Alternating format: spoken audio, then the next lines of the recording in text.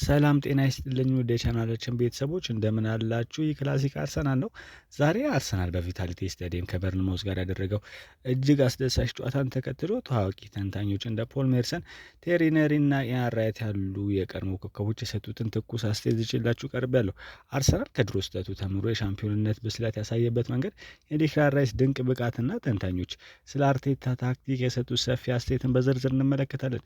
እስከ ቪዲዮ ፍጻሜ አብራችሁን ቆዩ ስል በአክብሮት እጠይቃለሁ። ከዛ በፊት ግን ለዚህ ቻናል አዲስ ከሆናችሁ ሰብስክራይብ እንዲሁም ደግሞ ቪዲዮን ላይክ አድርጋችሁ ጀምሩ ሲል በአክብሮት ጠይቃለሁ። የመጀመሪያው ሰው የሚሆነው እንግዲህ በስካይ ስፖርት በጋዜጠኝነት የምናውቀው ፖል ሜርሰንን ነው። ፖል ሜርሰን እንዳለው ከሆነ አርሰናል ከበርንማውዝ ጋር ያደረገው ጨዋታ እንደ ተራ 3 ነጥብ ጨዋታ ሳይሆን ቡድኑ የሻምፒዮንነት አክሊል ለመድፋት ዝግጁ መሆኑን ያረጋገጠበት ታሪካዊ ምዕራፍ አድርጎ ገልጾታል። ሜርሰን ትንታኔውን የጀመረው የአርሰናል የቆየ ድክመት በማስታወስ ነው። ባለፉት 5 እና 6 ዓመታት አርሰናልን የምናውቀው እግር ኳስን ለአይን በሚማርክ መልኩ በመጫወት ነበር። ነገር ግን ግብን ካስቆጠሩም በኋላ ቢሆን መስመራቸውን ጥለው ለማጥቃት በመሄድ ለተጋጣሚ የመልሶ ማጥቃት እድል ይሰጡ ነበር። በዚሁ ስታዲየምም ከዚህ ቀደም ነጥብ የጣሉበት መንገድ ለዚሁ ማሳያ ነው ሲል የቀድሞ ስህተቱን አብራርቷል። ሜርሰንም አክሎ በዚህ ጨዋታ ላይ የታየው የታክቲክ ዲሲፕሊን ለአሰልጣኝ ሚኬል አርቴታ ትልቅ ክብር ሊሰጠው የሚገባ ጉዳይም እንደሆነ ገልጿል። አርሰናል መሪነቱን ከያዘ በኋላ እንደ ድሮ በግልብ ስሜት ወደፊት ከመትመም ይልቅ በመከላከልና በማጥቃት መካከል ያለው ሚዛንን ጠብቆ መጫወቱን አድንቋል። ይህ ቡድን አሁን ላይ የጨዋታ ማኔጅመንት ጥበብን በሚገባ ተክኗል። መቼ ፍጥነት መጨመር እንዳለባቸው እንዲሁም ደግሞ መቼ ማረጋጋት እንዳለባቸው ያውቃሉ። ይህ ደግሞ በልምምድ ሜዳ ላይ የሚመጣ ሳይሆን በስነ ልቦና ጥንካሬ የሚገኝ የሻምፒዮንነት ብስለት ትልቁ ማሳያ ነው ሲል ነው የተናገረው ፖል ሜርሰን።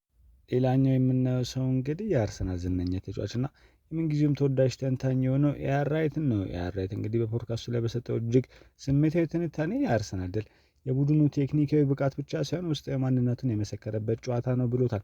ራይት ትኩረት ያደረገው ጨዋታው በጀመረ በ10ኛው ደቂቃ ላይ በጋብሪኤል ማጋሌ ስህተት ምክንያት የተቆጠረው ግብ ላይ ነበር። ራይት እንደሚለው እንዲህ ያሉ ቀደም ስህተቶች በተለይ ከሜዳ ውጭ በሚደረጉ ጨዋታዎች ላይ የአንድ ቡድንም ሙሉ ትኩረትና እቅድ ሊያበላሹ ይችላሉ። ተጫዋቾችም ከፍተኛ ጭንቀት ውስጥ ሊዳርጉ የሚችሉ አይነት ስህተቶች ነበር የተሳሳተው ጋብሪኤል። በድሮ በአርሰናል ጊዜ እንዲህ ያሉ ስህተት ቢፈጠር ተጫዋቾች እርስ በርስ መወቃቀስ ይጀምሩ ነበር፣ ደጋፊም ተስፋ ይቆርጥ ነበር በማለት ያስታወሰው ራይት የዘንድሮ ስብስብ ግን ለየት ያለ መሆኑን መስክሯል።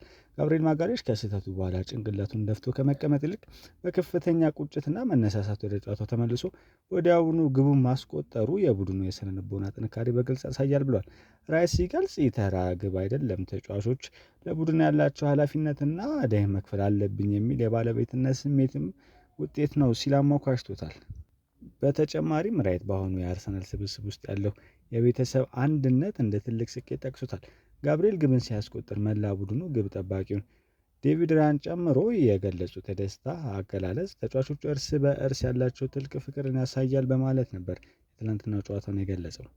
ሌላው ሰው የሚሆነው በሲቢኤስ ስፖርት ላይ በትንታኝነት የሚሰራው የክለቡ የምንጊዜ ታላቅ ተጫዋች ቴሪ ሄንሪ ምን አለ የሚለው ነው። ሄንሪ እንግዲህ አርሰናል በርንማውዝን ባሸነፈበት ጨዋታ ላይ በሰጡት ጥልቅ ትንታኔ ቡድኑ ወደ ዋንጫ እየቀረበበት ያለው ዋነኛ ሚስጥር ሁለገብነቱ መሆኑን አብራርተዋል። ሄንሪ ትኩረት ያደረገው በተለይ በአርሰናል የቆሙ ኳሶች አጠቃቀም ላይ ነው። እንደ ሄንሪ ገለጻ ከሆነ በዘመናዊ እግር ኳስ ላይ ተጋጣሚ ቡድኖች መከላከል ላይ ብቻ ትኩረት አድርገው ጨዋታውን በሚከረችሙበት ወቅት የቆሙ ኳሶች እንደ አስማታዊ ቁልፍነት ያገለግላሉ በማለት ነው የገለጸው። አርሰናልም ይህን ቁልፍ በአግባቡ እየተጠቀመበት መሆኑን ገልጿል። ሄንሪ በዝርዝር ሲያስረዳ እንግዲህ አርሰናል በማዕዘን ምትና በቅጣት ምቶች ወቅት የሚጠቀመው ስልት ለተጋጣሚ ተከላካዮች እንዲሁም ደግሞ ለግብ ጠባቆች ከፍተኛ ቅዠት እየሆነባቸው መጥቷል። ተጋጣሚዎች አርሰናልን ሲገጥሙ ግራ ይጋባሉ፣ ምክንያቱም ደግሞ አርሰናል ኳስን መስርቶ በሚያምር ቅብብል ግብ ሊያስቆጥርብህ እንደሚችል ያውቃሉ።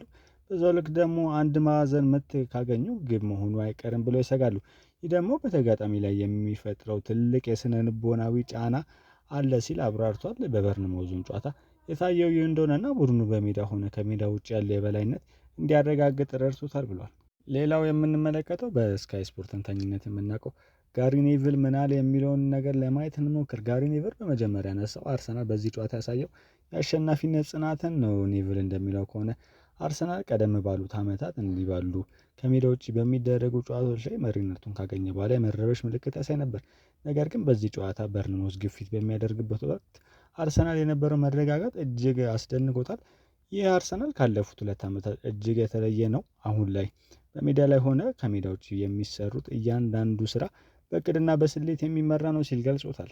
ጄሚ ካራገርን በበኩሉ በሰጡ አስተያየት አርሰናል በርንማውዝን ያሸነፈበት መንገድ የቡድኑ የመከላከል ጥበብ ዳግም ያስመሰከረበት ነው ብሏል። ካራገር ትኩረቱን ያደረገው በዊሊያም ሳሊባ እና በጋብሪኤል ማጋሌሽ ጥምረት ላይ ነው። በአሁኑ ሰዓት በአውሮፓ እግር ኳስ ውስጥ ካሉ ከነዚህ ከሁለቱ የተሻለ የተከላካይ ጥምረት ማግኘት አይቻልም በማለት ነው የሁለቱን ተጫዋቾች መናበብ በሰፊ ያደነቀው። ካራገር እንደገለጸው በርንማውዝ በሁለተኛው አጋማሽ ተጭኖ ለመጮት ቢሞክርም ሳሊባና ጋብሪኤል ግን እንደ ታላቅ ግንብ ሆኖ የበርንማውዝን አጥቂዎች አምክነዋል። ተከላካይ መሆን ማለት ኳስ ማጽዳት ብቻ አይደለም፣ ተጋጣሚ ማስፈረትና በራስ መተማመንንም መጠቀም ጭምር ነው ያለው ካራገር። አርሰናል አሁን ላይ በሊጉ ዝቅተኛ ግብ የሚቆጠርበት ቡድን የሆነው በእነዚህ ሁለት ተጫዋቾች ብቃት መሆኑን አስረድቷል። በተለይም ጋብሪኤል ከስህተቱ በኋላ የነበረው መረጋጋትና ሳሊባ የነበረው ቅልጥፍና ለቡድኑ ትልቅ መተማመን እንደሰጠው ተንትኗል። እንግዲህ ለዛሬ ይዤላችሁ የነበረው መረጃዎች ይህን ይመስሉ ነበር። እንደ ፖል ሜርሰን፣ ኤአር ራይት እና ጋሪ ኔቪል ያሉ ታዋቂ ተንታኞች በአንድ ድምፅ እንደመሰከሩ ከሆነ አርሰናል በዚህ ዓመት የሚያሳየው ብቃት ከቀደመው ዓመታት እጅግ የተለየና ለዋንጫ ያለው ዝግጁነትን የሚያረጋግጥ ነው። የቪታሊቲ ስታዲየሙ ድል የ3 ነጥብ ብቻ ሳይሆን የመድፈኞቹ የአሸናፊነት ስነልቦና ለዓለም ያስመሰከረበት አጋጣሚ ሆኗል። ይህ ቪዲዮ ከተመቻችሁ ላይክ ማድረጋችሁ እንዳትረሱ፣ እንዲሁም ደግሞ የአርሰናልን ትኩስ መረጃዎች እና ጥልቅ ትንታኔዎች በየቀኑ እንዲደርሳችሁ ከፈለጋችሁ ሰብስክራይብ ማድረጋችሁን እንዳትረሱ። ስለተከታተላችሁን እጅግ አድርጌ አመሰግናለሁ። በቀጣይ ቪዲዮ እስከምንገናኝ ድረስ ቸር ሰንብቱ። ቻው